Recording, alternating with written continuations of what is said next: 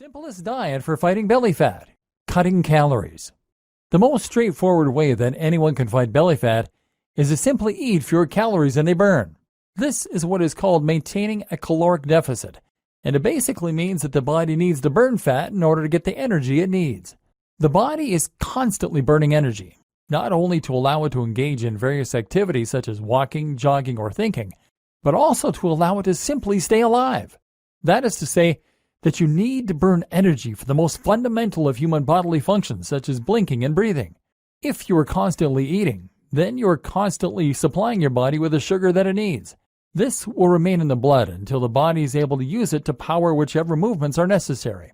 Failing that, the body will look to stores of glycogen which is kept in the cells. It's only once both of these energy supplies run short that the body then needs to start looking elsewhere. That is when it starts to burn fat. How to measure and maintain a calorie deficit. If you want to measure and maintain a calorie deficit, then you need to first calculate how many calories your body burns in a given day. This means looking at the number of calories that you burn while active, called your basal metabolic rate, and then looking at how much exercise you do on top of this, making your AMR or active metabolic rate. There are plenty of different calculations out there for getting a rough estimate of these numbers. Ultimately, though, it is actually more effective in most cases to try and work this out using a fitness tracker. While calculations can be useful, they don't allow for variations from one day to the next. Most of us will find that our active metabolic rate varies tremendously throughout the week, and this, of course, has a big impact on how much you should be eating. A good fitness tracker will allow you to enter some personal metrics, such as your height, weight, and gender, and will then count your steps and measure other activities throughout the day. A device such as the Fitbit Alta HR, for instance, will not only track steps, but also monitor your heart rate throughout the day, and automatically detect exercises and activities like walks, runs, and sports. Using this data, you can then get a much more accurate picture of how many calories you burn daily. From there, you can start calculating how many calories are going in. Again, there is technology out there to help you do this. MyFitnessPal, for example, is a tool that will let you log the foods you eat by entering the calories and macronutrients manually, or by simply scanning a barcode in order to add them from a huge database. If you scan everything you eat through MyFitnessPal, not forgetting the drinks you consume, including alcoholic beverages, and any smaller snacks throughout the day, then you now have a total number for all the calories you've eaten to measure against the ones you've burned. Now, all you need to do is to plan your day so that the number of calories coming in stays lower than those going out. Let's say that you've burned 2,300 calories, and you've eaten 2,200. You can either stop there, or you can try and do some more exercise in order to burn more calories. Either way, you need to keep the first number higher than the second one.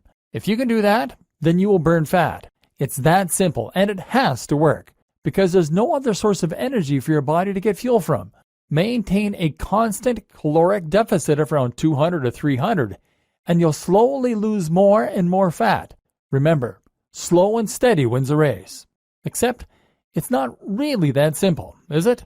For starters, there are the kinds of foods you're eating, the nutrients. Then there is the matter of your metabolism and, life.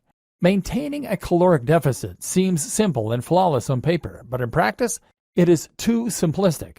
Over the next few videos, you'll discover why, and you'll find out how to strike that happy balance that will result in guaranteed fat loss. A little about targeting. Before I go any further, though, I should first address a concern you may have. After all, wasn't this supposed to be a video course about burning belly fat specifically? How does maintaining a caloric deficit guarantee you'll lose your gut? Women might even be worried they'll lose weight from places that they wanted, like their breasts. As some of you may already know, this does not guarantee you'll lose your belly. That's because nothing can guarantee that you'll lose your belly. Unfortunately, there is no such thing as targeted fat loss. That is to say that you can't choose which part of your body you want to improve the looks of and then conveniently blast fat from there. The order in which fat is lost from your body is actually genetically predetermined, and it's impossible to change. Some people will lose weight from their guts first, and those people are very lucky indeed. Other people might lose it from their arms first. As of right now, science has no way of helping you choose which order things happen for you. So the only way you can burn belly fat is to burn all fat, and then feel safe in the knowledge that it is going to eventually reach your belly. That said, though, We will look at some tips in this video course later on that can help you to make your belly flatter and more toned in other ways.